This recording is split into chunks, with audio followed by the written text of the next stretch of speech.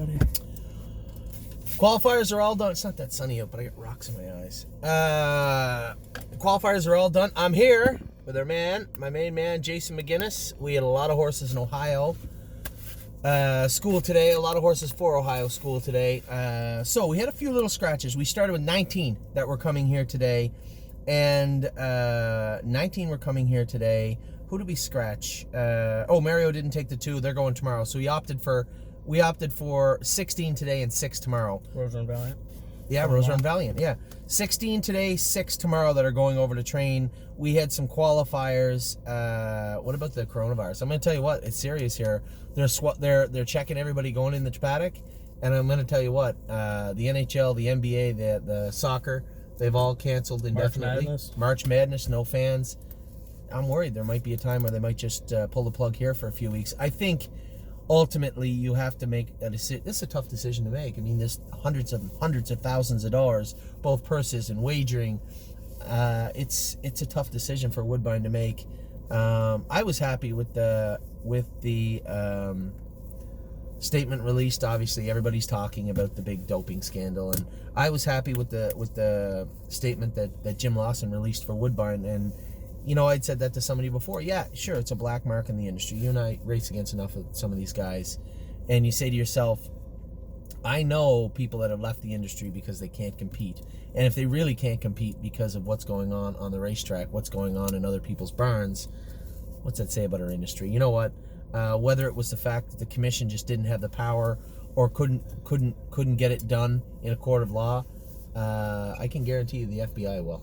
And you know, a lot of people are saying, geez, it's too bad that it came to this. And I've said it myself out loud.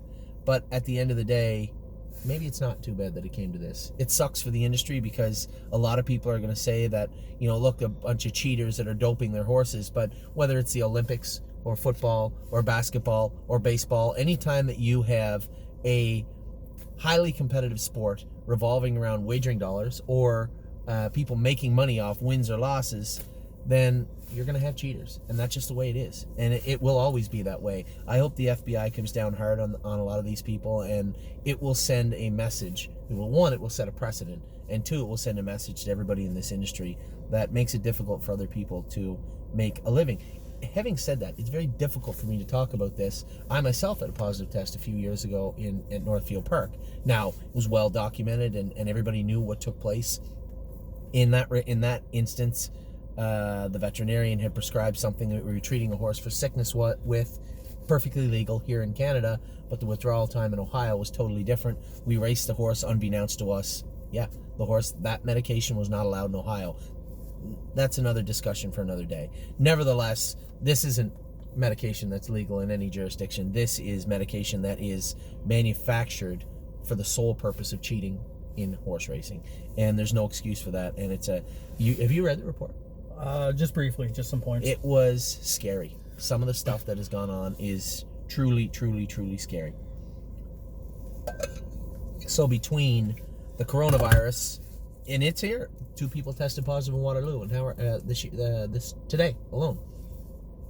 For those of you who may not know, Waterloo is about 20 minutes from my house, about 30 minutes from the farm. 2 people tested positive in Waterloo. Now, I explained the coronavirus. What the hell's on your arm? What is that? Tattoo. I see that. In case they can identify me if I get it. Oh. I don't think anybody's not going to be able to identify you. Okay. So, the way I explained it to Ava was simple. If you had 1 million houses, and there's a lot more than 1 million in this, but if you had 1 million houses beside each other and you lit 2 of them on fire, if you're not going to put the fire out, you risk an inferno and you risk losing all the houses, and nobody wants to see the races canceled. Amy, my wife calls me every time I'm doing this. It's like she has a sixth sense. Nobody wants to see the races canceled or soccer or baseball or basketball, but at the same time, the last thing we want to do is see people dying from this disease that we could have prevented. So, I mean, she must be really busy. I'll be completely upfront with everybody. I went to bed last night worrying about our open house. On the bigger scale of things, it's not really something to worry about, but it's something for me to worry about and something for our clients to worry about. So it is on the back of my mind also. There's a lot going on, and I guess we're just going to have to wait and see how this plays out over the next week or so. So now that that's out of the way, let's talk about who we trained and schooled and qualified today. Now, two trainers before Inland Beach and Sunshine and Shade were very, very good. 2-2 last half, 59. They were very good. Inland Beach was exceptionally good. She's ready to qualify now. Mario and I talked about it. I think that maybe Sunshine and Shade needs at least a couple more hard training trips, if not a couple of schoolers, and then he'll be ready to go. Then we got to the qualifiers. I told everybody that we made some changes with Rooney Blue Chip. He'd be much, much better. He wasn't perfect. If you watch the replay and see him put a couple of steps in, I had to watch him at the gate, but he was much better. 59-3 last half, 57-3 last quarter, and 28 seconds flat for Rooney Blue Chip. I think we always knew he had talent, and I would say, I just went with him. I would say he's about 80% right now, maybe 85, but still lots of room for improvement for Rooney Blue Chip and lots of growth. Then I went with Zeb's Sunshine. Now, when I run it back in my head, I put him in the same spot to make a break this week I did last week. I was trying to keep him from making a break, and he ended up making a break. Should I have drug him off the gate? I thought he was a little choppy leaving the gate. I just let him float along and do his work. Took my time clearing off the lead, just drove him like a baby. And he made a break. I think there's a few little changes we can make. Obviously, I guess don't put him in that position. Don't be along the rail where he can get twisted around. I don't think he liked the head pole hitting him. He was still cross-firing. He wasn't hitting the bike today, but he was cross-firing a little bit, and I think his hobbles could come in. I'll talk to Kevin about all that this week. He'll probably school next week. Don't want to jeopardize another break. Like to see a strong flat line from him and then qualify him. I know there's a lot of people out there saying, well, we want to get Zeb Sunshine racing. I want to get Zeb Sunshine racing also. We want to get him racing right. And even if I had got him around today and not made a break, sure, it would have saved a week, but he still would have schooled next week.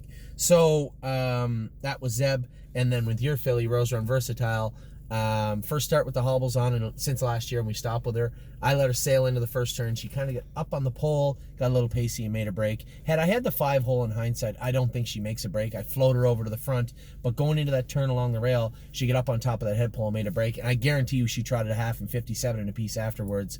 We'll qualify her properly next week. You know what? Blame me. I think you should blame me for both Zeb Sunshine. Maybe I should have taken him off the gate and rolled the dice and followed along and let him finish up. Maybe I should have. I put him in a position to do his work, and he made a slight mistake. He was better than last week, and I think he can be even better than he was today. But I'll take the blame for that, and I'll also take the blame for Rose Run Versatile. Maybe I should have just drug her off the gate, moved her over into the 2-wide path in behind everybody, and then let her get down to the rail. It just never dawned on me that she'd make a break, and again, that's what happens when you suppose things are going to go right. Sometimes they don't. And, assuming is not the best way to move forward, especially in this industry. So we'll qualify at Rose Run Versatile. My word to your ears, my words to your ears, she will qualify flawlessly next week. So then we got the qualifiers out of the way.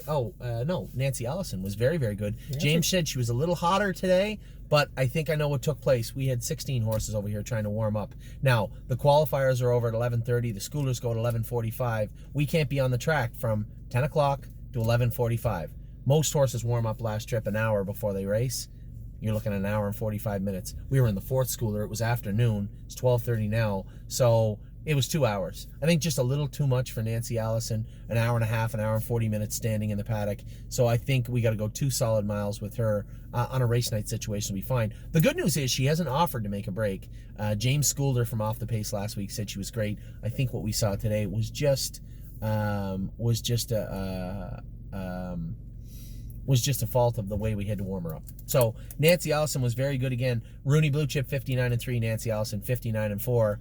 Both of them are qualified. Then we got to the schoolers. Watch Avenue changed a little bit of a headgear. I think we got to make another change on him. He was still real strong in the face, but finished up very, very strong. Had to come 27 and a piece on the end of it. I'd say a mile and 58, but did it the right way. Finished a hard closing second in his schooler, and then we bounced over to the 3rd schooler. Spend that money. I didn't watch the end of it though. How much did James go? He said he won a mile 2.4 and a bit of a half and 5. Oh, that's good. And, so spend very that strong. Very strong. So spend that money. 2.5 last half, or 2.4 last half, 59 and a bit. And I knew James was going to go soft with her because this was the first time they'd actually been at the track. We've been training them hard, but this is the first actually kind of fast miles they're going to go. We're aiming all those horses for the Hackett. It's going to be hard to race them here. I was thinking though, how many starts does Compass Rose DC have? How many wins? 2, doesn't she? Yep. So she could potentially race in the numbers. Nah, they go in 55. They're in 56 flat the other night. Yeah. So she would be the only one. Spend that money. I think we're going to aim for the Hackett being her first start of the year, as is Ailson was very good schooling today. So we'll spend that money out of the way. James liked her. She trotted good. Last year, her problem was she was a little skippy in the straightaways. He said she was trotting the straightaways good, little rickety in the turns, but we had taken the flip-flops off her. So maybe might just need a little vet work. There's lots we can do. Put it this way. The straightaway thing was a problem last year. It's not a problem this year. That's a huge advantage. That bumpy in the turns, we can fix that. I would suspect no problem, considering last year she trotted through the turns like a hoop around a barrel. So I can't imagine there'll be a problem fixing that. And then we went to the four-schooler. Four-schooler, we had 8 in it. We had spend that money into the third schooler so James could go with her. We had Trafalgar, Capistrano, Just for Me and You, Muscle Chrome, Harness AM, Compass Rose, DC. Did I say it right? No. Rosarn Valiant was scratched. Sometimes things happen. Now, for those who say, well, what was wrong with Rosarn Valiant? Nothing. We just had a ton of horses here. We were bringing horses over here tomorrow to train. We have 6 coming tomorrow to go on the race bike, same type of speed, and we decided just to put Valiant in with that group. Sometimes things happen, and Ailson. Now, Trafalgar and Capistrano got away on everybody a little bit. Obviously, they were pacers, and are both very accomplished pacers. They went a pretty good mile. I think they went 2.4. 2.4 off a half and 6 in a bit. They were smoking on the end of it. And Jason came first over and ended up third with Ailson. She looked real good. I flipped off his back and thought I'd trot right by her, but we were smoking down the lane. I had Harness AM. She was very good in fourth. Closing up behind us was Mario with Just for Me and You. He got pinned in a little bit in the last turn. I would suspect behind him was Compass Rose. Sometimes things happen. And Muscle Chrome still won a mile in 2.6 off a half and 5, which was a good mile for her. So all of it, everybody in that schooler went well. I was happy. All the trotters trotted, all the pacers paced.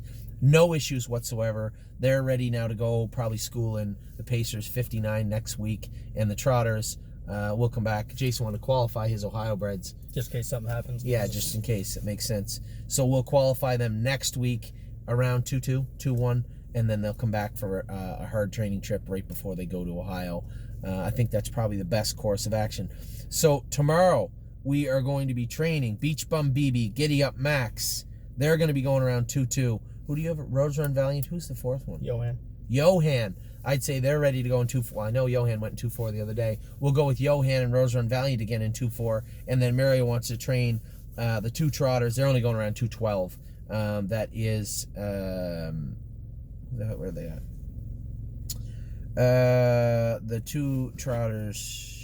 Where did I put Mario's? Oh, there. Canadian Titan and Enduring Strength. 210, 212 with them tomorrow. So that's what went on today. There is a ton going on in the world. There is a ton going on in our world, our horse racing world, and a lot going on in the barn. We had 16 here tomorrow, 6 coming tomorrow, or 16 here today, 6 coming here tomorrow, and a bunch more getting ready to go. So it is about to get real busy here at the stable.ca. We've figured out where we're going. We're going to Virgil Morgan's farm for the summer. That's where Jason will be based out of in the summer. You're head down. How many are you taking down with you when you go?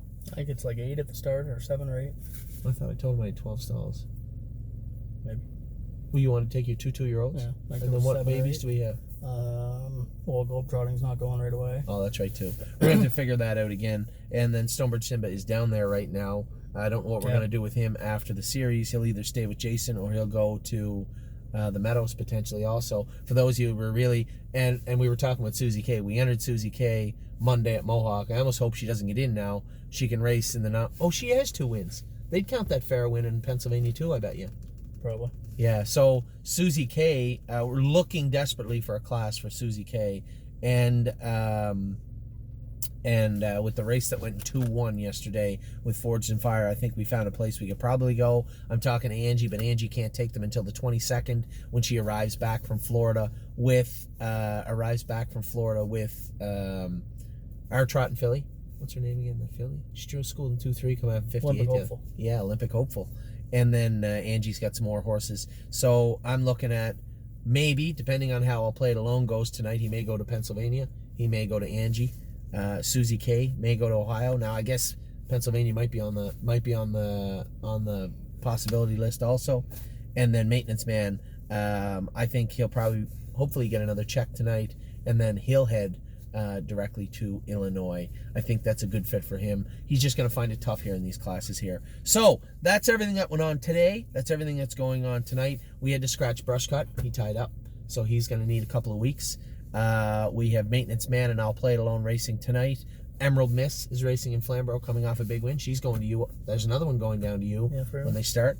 Excellent Nation, another one going down to you when they start.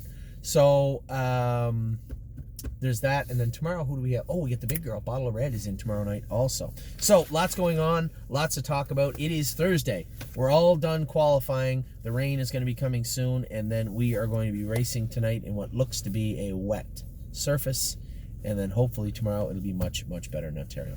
So for me, for Jason, how's globetrotting training, by the way? Very good. Very good? Yeah. Jason's got some 2-year-old Ohio breds also. He's got, who's the 2-year-old you get down there? Cambridge Jazz, PA. Who's the other one? Mama. Oh, Mama. Mama. Mama Knows Best has been training good too. So it was good to catch up with Jason. How much have you been globetrotting? Between 15 and 20 number 15, of times. 20. So we just want to have, I just told Jason, I just want to have globetrotting ready for the first Sire Stakes. I don't have any interest in the Hackett with globetrotting. She's hopefully has much bigger fish to fry. I'm going to clamp down on her calendar this year to see what possibilities we have. We have to be able to move her around if we need to. If we're going to go to a different stake race that might be a little closer to Grand Circuit, then so be it. If we stay in Ohio, just in Ohio, that's fine too. But she'll let us know, and we are getting closer to the races with her. But still a little ways to go yet. I'll talk to you guys soon. We have hopefully drone day on Saturday. The track was muddy again today. Hopefully it's going to be a hard rain coming. That might sound stupid, but it might actually help the track. We'll see if we can get the drone in on Saturday. Take care.